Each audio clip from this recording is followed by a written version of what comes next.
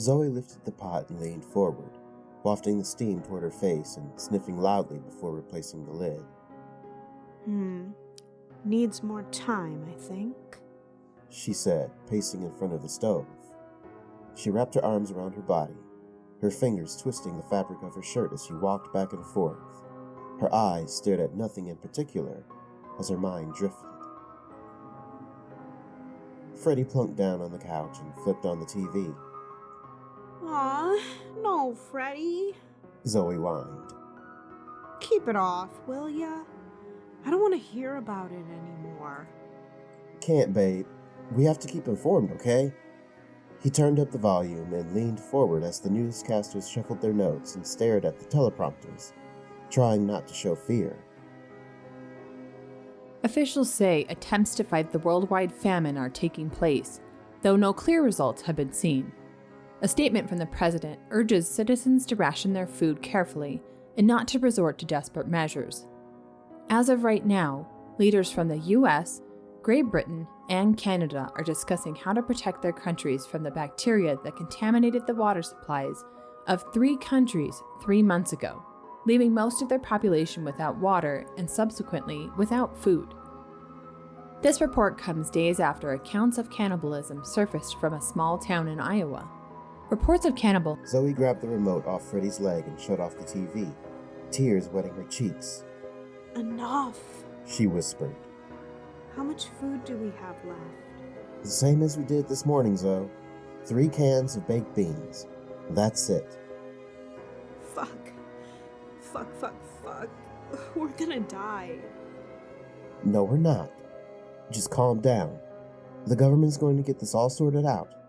I mean, some genius scientist is going to figure out a way to get us food back. They can't, Freddie. They said the soil is contaminated everywhere. Anything grown in it is poisonous. They can't just make new wheat and vegetables appear in a day. Most of the cattle is dead from eating poisoned food. We're only alive because we never ate those beans we bought last year, and... Freddie wrapped her in a tight hug and rocked them both until Zoe's sobs quieted. I'm so hungry, babe. She mumbled into his shirt. Yeah, me too. Me too. Zoe pulled away from her boyfriend and stood up. I think I'm gonna go take a nap. Freddie nodded and turned the TV back on. Zoe walked to their bedroom and crawled into the unmade bed. Lately, she'd been sleeping as much as possible. She didn't feel so hungry when she slept. Zoe rubbed her eyes and yawned as she made her way down the hall. She'd slept for 2 hours before hunger pains woke her. Hey babe, you want to split some beans for dinner? She let her sentence trail off as she watched Freddie sit on the couch and pour the last of a can of beans down his throat. Beside him were 2 empty cans.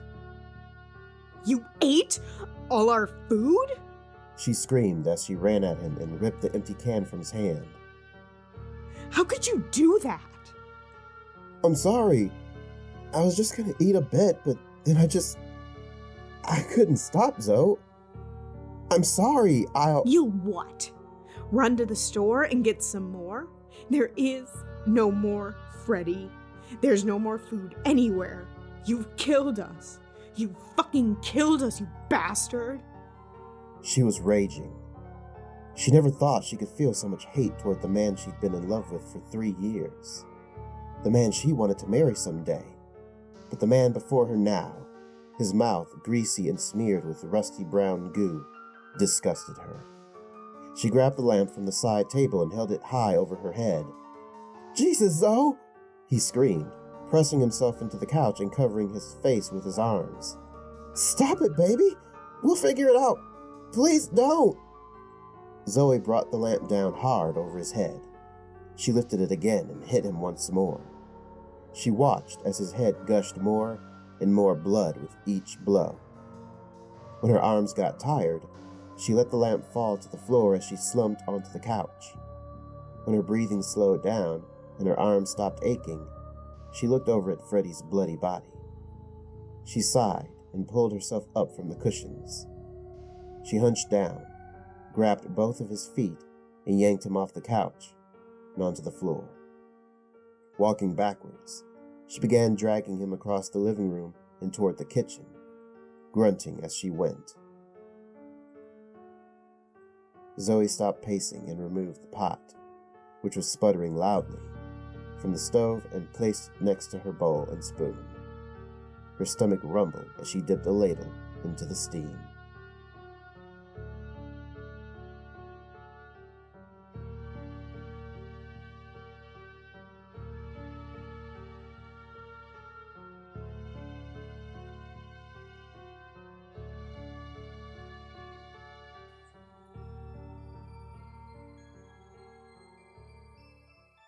I found the doll at a tag sale, buried under rags stuffed animals and Barbie dolls with bad haircuts.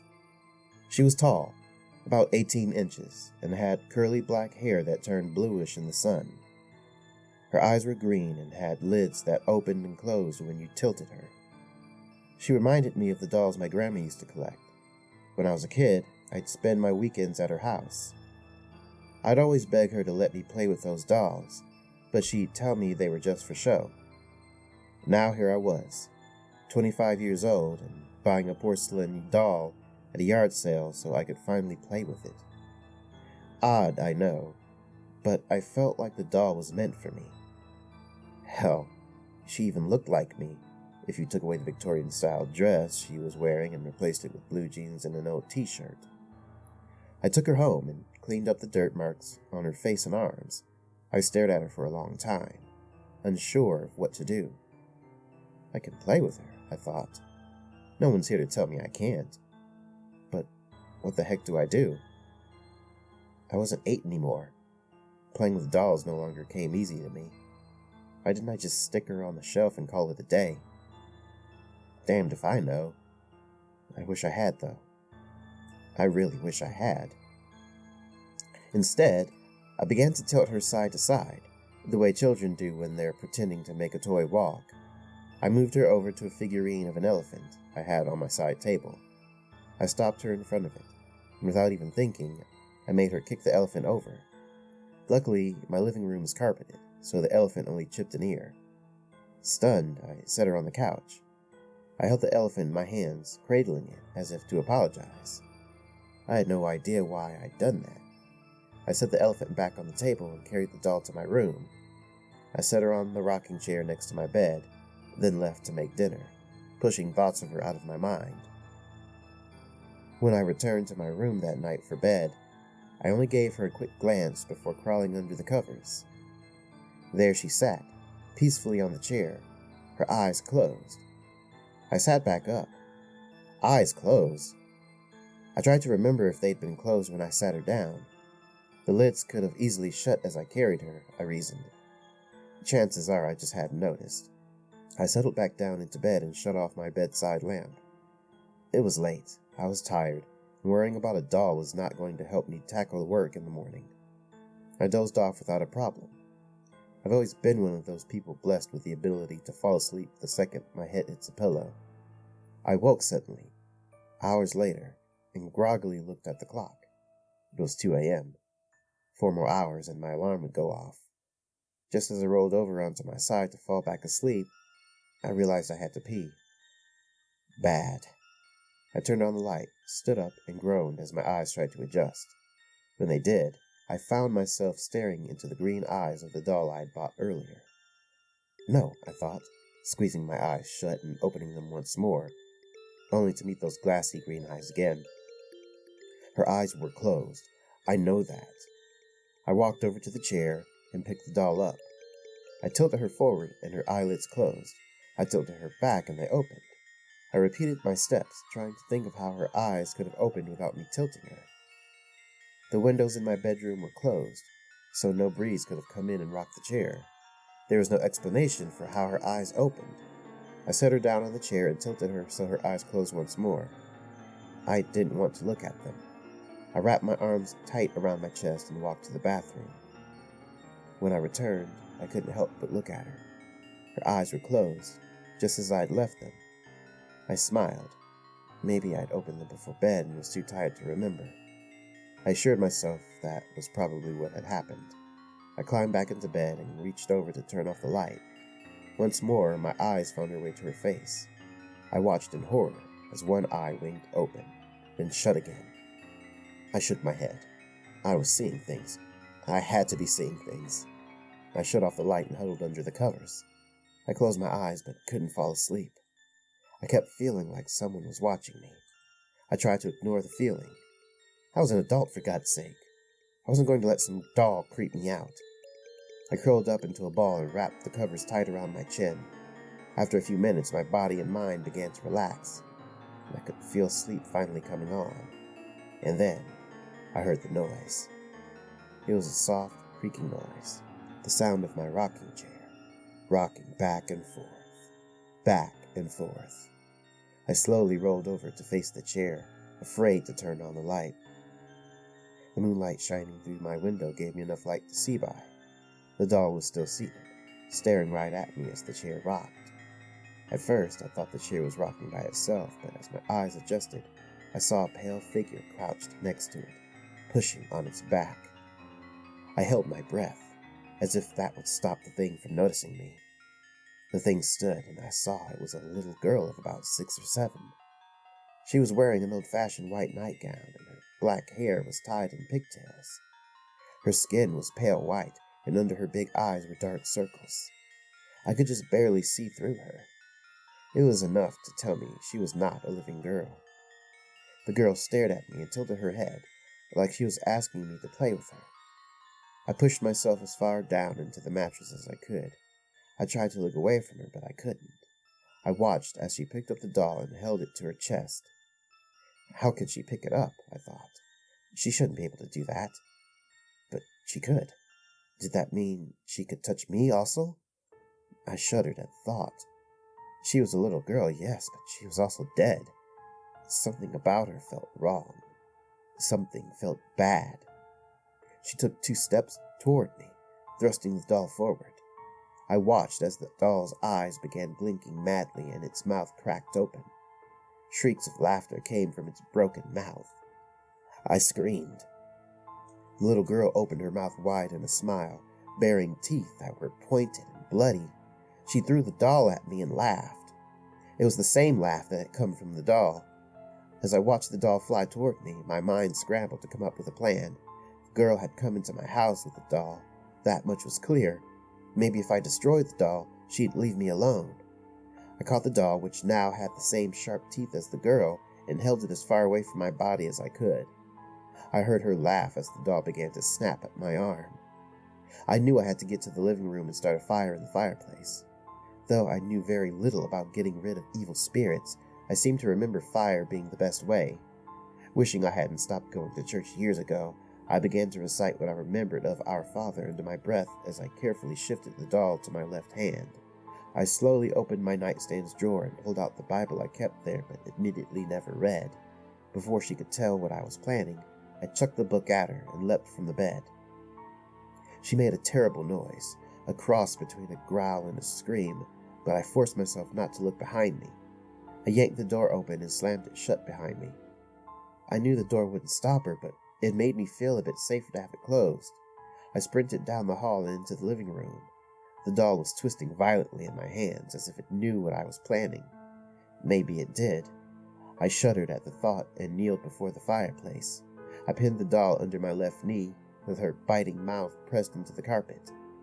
Luckily, I'd left plenty of newspapers by the fireplace. I threw them in along with the logs and lit everything.